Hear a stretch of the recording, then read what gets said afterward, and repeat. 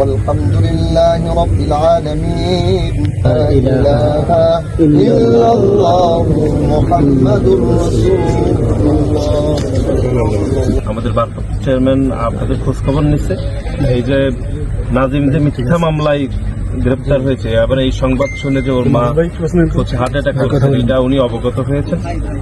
ইনশাআল্লাহ দ্রুত জামিনে বের হয়ে যাবে। বিএনপির ভারপ্রাপ্ত চেয়ারম্যান তারেক রহমান আমাদেরকে পাঠাইছে, আমরা কারাগারে দেখে আসছি, ওর মায়ের কবর জেরাত করে আসছি, আপনার সাথে দেখা করতে আসছি।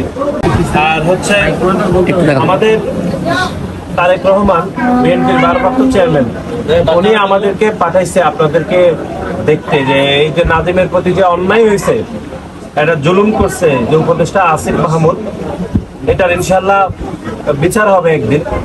এবং এই যে মিথ্যা মামলা যে জেলে দিছে, জেলে দেওয়ার কারণে আপনার বৌমা অর্থাৎ নাজিমের মা যে হার্ট অ্যাটাক করলো, এটা খুবই অন্যায় করছে।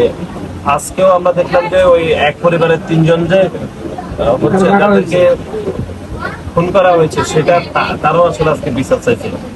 বিশেষ করে আসিফ মাহমুদের বাবা এই এলাকায় নৈরাজ্য সৃষ্টি করছে, আওয়ামী লীগকে পুনর্বাসন করতেছে, এগুলোর বিচার ইনশাল্লাহ হবে।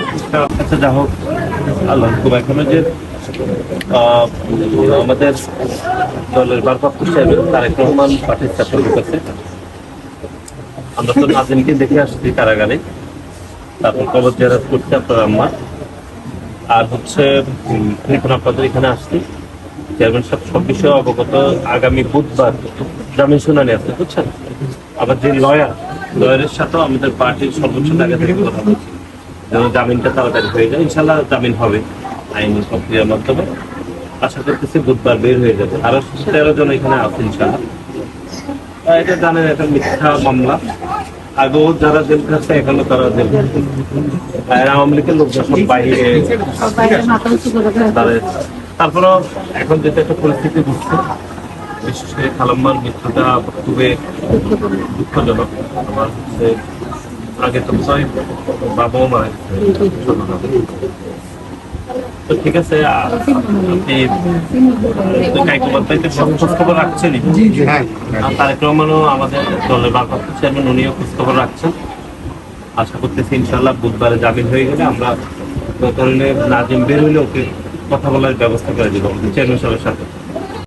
পার্টি কিন্তু জানে যে এখানে আসিফ মাহমুদ এক ধরনের ষড়তান্ত্রিক মনোভাব প্রকাশ করতেছে, বেছে বেছে বিএনপি নেতা কর্মীদেরকে গ্রেফতার করে দিতেছে, আওয়ামী লীগ পুনর্বাসন করতেছে। এটা আমাদের দল জানে বলে তো আমাকে পাঠিয়েছে। আমরা তারপরেও আমরা আরো যেগুলো দেখে গিয়েছি এগুলো আমাদের দলকে জানাবো। ইতিমধ্যে হচ্ছে এটা নিয়ে আলাপ আলোচনা শুরু হয়েছে যে সেই তার এলাকাতে অত্যন্ত হচ্ছে বিরোধী মতকে দমন করার জন্য শেখ হাসিনার মতো আমি দেখে আসছি সেটাই। আর আমরা ঢাকাতে গিয়ে ওইভাবে আমরা রিপোর্ট করবো ইনশাআল্লাহ।